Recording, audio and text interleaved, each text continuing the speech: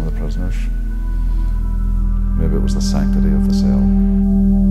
How could I go home and say to my wife, well, about the same time as you were getting up this morning, I was cutting down someone who had hung himself? Let's do a big totem pole. Big fucking totem pole. Oak, the whole business and all that stuff. Wood carving equipment and all that sort of stuff. Put my hands over my head like this because there was so much shooting going on. I didn't want to be shot.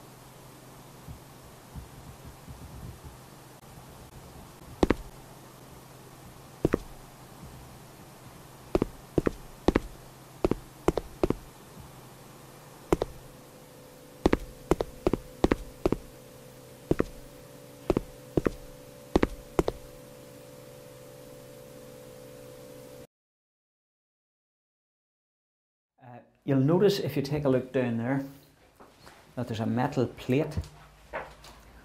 Can you see the metal plate there? Now, these are the pipes. Do you see the metal plate? That metal plate in there that has been, that's welded or riveted into the wall. Now, the reason for that was that prior to the plate going up and while on the blanket and on punishment, the boys got plastic knives and dug out the cement round the pipes, and then they would send through notes and tobacco and messages to one another. And they used to, it was one of the great values that we got from the Bible, which every prisoner, God bless the British system, but every prisoner has to have a Bible, and they couldn't prevent us having a Bible. They don't have to feed you, but they have to give you a Bible. And we got the Bible, and you take a long strip off the Bible, and you'd flatten it out, and you'd put a sprinkling of tobacco. If we could get tobacco, we'd get a sprinkling of tobacco, roll it up, and push it through. Or you'd even push a light through on a wick.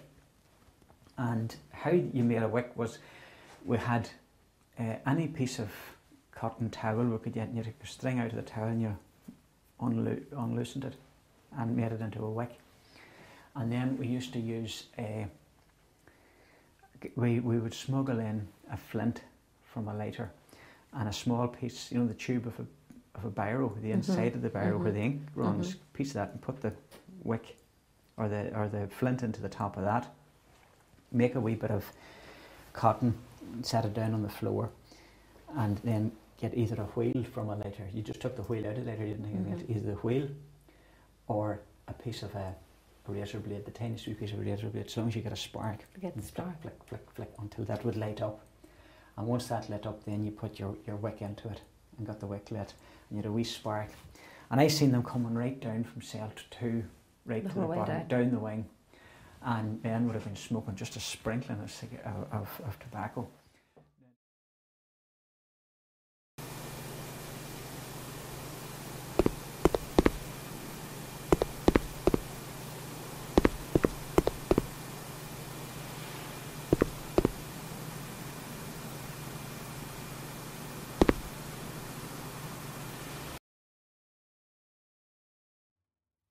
Setting up a circus school in Sarajevo at the time, and I was come back to go to this interview, and the interview was 3 people, the great and good of Belfast, give me the rundown, what I've done, blah, blah, blah.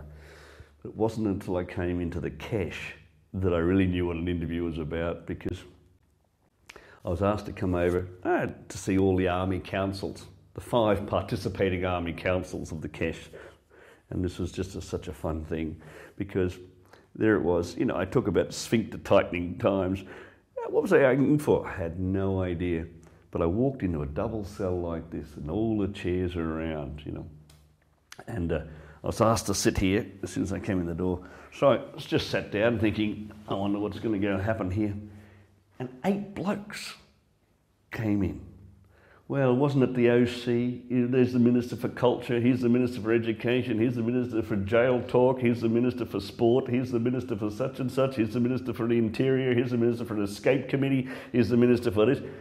It was the entire IRA Republican movement's managing council of the prison. And I thought I already got the job. These boys were here to find out what I was going to do with the money that I had, which was to promote arts in prison. Well, it was nothing ordinary. They all had shorts on, and I'm sitting here, you know, with a jacket. You know, didn't have the tie on at that particular stage, but thought well, and all these blokes in shorts, and they're all tugging their forelock to each other about their particular jobs. Well, how are we going to spend the money in sport? How are we going to spend the money with, teaching Gaelic? How are we going to spend the money in art? How are we going to spend the money in education? And then the OC turns to me and said, listen, Mike, he said, how much money do you get? And I said, well, you know, your information is probably better than mine, you know. You tell me. At the moment, I think I've got around about 50 grand per annum to work in 4 prisons. And he went, right. Currently serving at this particular time, there are 50% or 60% of the population are nationalist, Catholic, Republican. So I tell you what, Mike, why don't you just give us that 60% and we'll allocate it. I never had so much balderdash in all my life. It was just sort of like, why not? The Protestants don't use the stuff anyway. Them loyalist boys sit on their fucking asses all the time. No, you just give it straight over to us. And it was this great conversation that went in there. It was this about who does more work, who's more needy of this money than anybody else. It was brilliant. I'd never had a... And then I moved from here and I had to go and do the INLA. The same thing happened over there. The UDA, the LVF and the UVF, to a lesser degree, it happened. They all wanted to make the case, give us the lump sum, we'll look after it, buddy. You know, that's fine. It's just amazing. I just remember my first time in the maze in such a way that 8 blokes, minister for everything you want under the sun, sitting around having an interview for me about my job and my money. Lovely. Just works so well.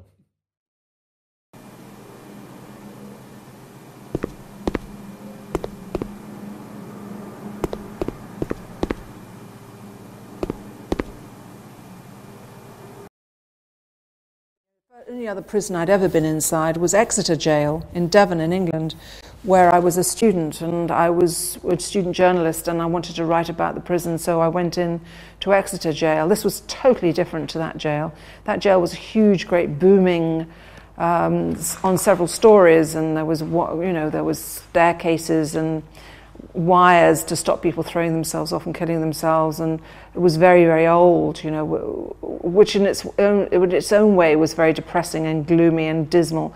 But this place somehow had a special gloominess and a misery about it because it was so anodyne. There wasn't anything architecturally interesting about it at all. It was just purely utilitarian and functional, and one had the sense of the vitality of the prisoners and the dead hand of the system and the concrete and the physical greyness of the place, and which was incarcerating them.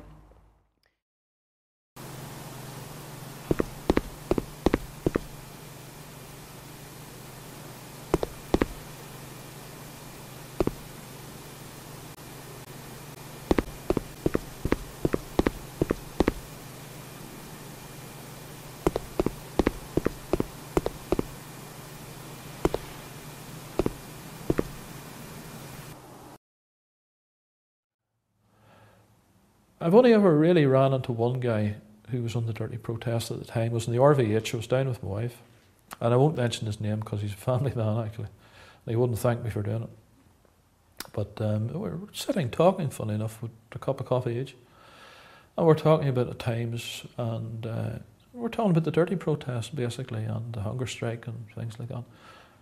And I thought, my goodness, isn't it strange that we were on either side of the door and here we are talking like neighbours? You know, it was quite odd. And then my wife came out and we introduced each other basically. And I never said basically where we had met. And we drove home and she said, "Is that an old friend of yours?" And I said, "Yes, he is. I've known him for years and he seems a nice fella." He says, "Yeah." He says, "Yeah, he lives in West Belfast. He's got 3 kids." And I was driving up the road and I smiled to myself. I thought, you know, doesn't that just sum it up? That's what it's really all about. And it's nice to meet people outside now, and maybe we've all matured and grown just that bit older.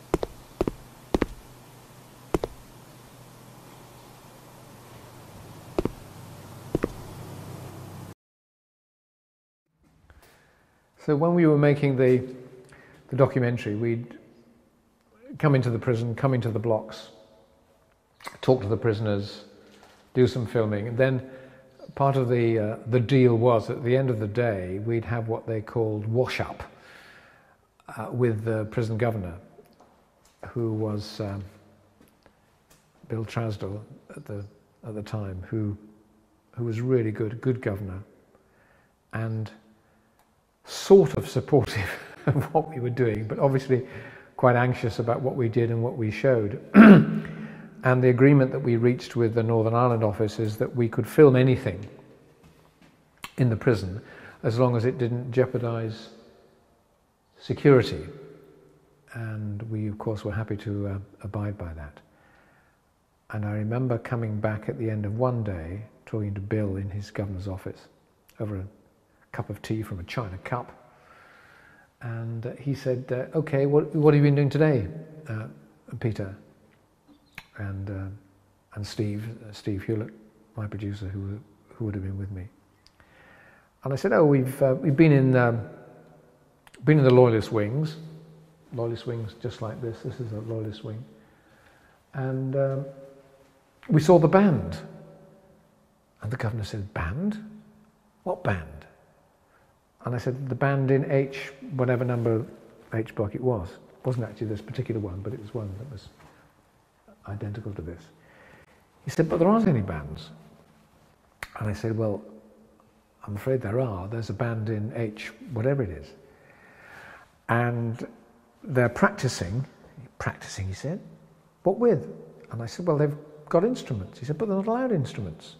I said, "Well, they've got them. They've made them. They've made drums out of water containers and kitchen utensils, and they've made drumsticks, and they've made uniforms." He said, "Uniforms? But uniforms aren't allowed in the prison." And I said, "Well, they've made them. They've made them out of paper and whatever they can lay their hands on, and they're going to march up and down because it was the 300th anniversary of the Battle of the Boyne, and they're going to mark it by marching up and down the wing in their full regalia." By this time, Bill's face had gone ashen. He produced a book of prison rules and said, "But look, it says,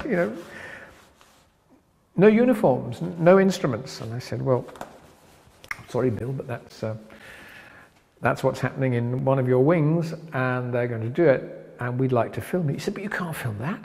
And I said, "Well, why not? It's happening. We're not setting it up. I just came across it. And they're happy to be filmed." Surprise, surprise. And he didn't say it's more than my job's worth, because he wasn't like that. But he was clearly quite concerned. And he said, I said, "Well, if you don't let us film it,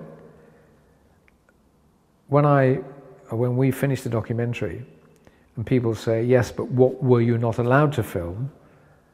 I will have to say the sequence with the Loyalist band and tell them about it. And the credibility of making this film and the credibility of the Prisons Department of the Northern Ireland office is that we were given total, free, unfettered access, which astonishingly we were." He said, "Well, can you go back to them and can you ask them not to wear the uniforms if they just march up and down in their t-shirts and shorts and tracksuits and stuff?" And I said, "Well, I'll try, Bill, but don't hold your breath. So I went back into the wing and talked to the OC of the wing and some of his mates, and said, they said, are you going to be filming us? Because they wanted to be filmed, obviously, to show all their loved ones and their comrades out there what they were doing and celebrating this, the single most important anniversary in the Protestant calendar. And I said, yep, we can film you, but the governor has asked me to ask you if you wouldn't do it in the uniforms, just do it in your tracksuits and shorts and t-shirts. To which they said, Peter, you've got to be joking. So to cut a long story short, we filmed the band, and the arrangement was that we had agreed to show the final programme to the Prisons Department, the Northern Ireland office, as a courtesy. We didn't normally do this, but it was to make sure that no security in the prison had been jeopardised by our showing something that shouldn't have been shown, So that's when they saw the sequence of the Loyalist band. And I remember sitting round, and John Steele was the director of prisons at the time, great guy, and it was John who was our champion, my champion, in granting us access to the prison. And they all sat round and watched the film. And when the band came on, the wonderful sequence, you could hear the intakes of breath around the room. And not a word was said, and at the end, there was silence. And then John Steele said, okay, before you tell me what you think, I'll tell you what I think. And I think it's an accurate and true representation of life inside the maze. And then they all agreed because the boss had said so.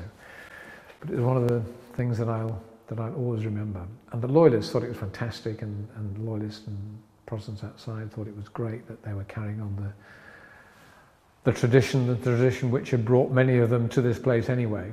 And of course the IRA prisoners thought it was hysterically funny, they just fell about. But that was in a wing just like this.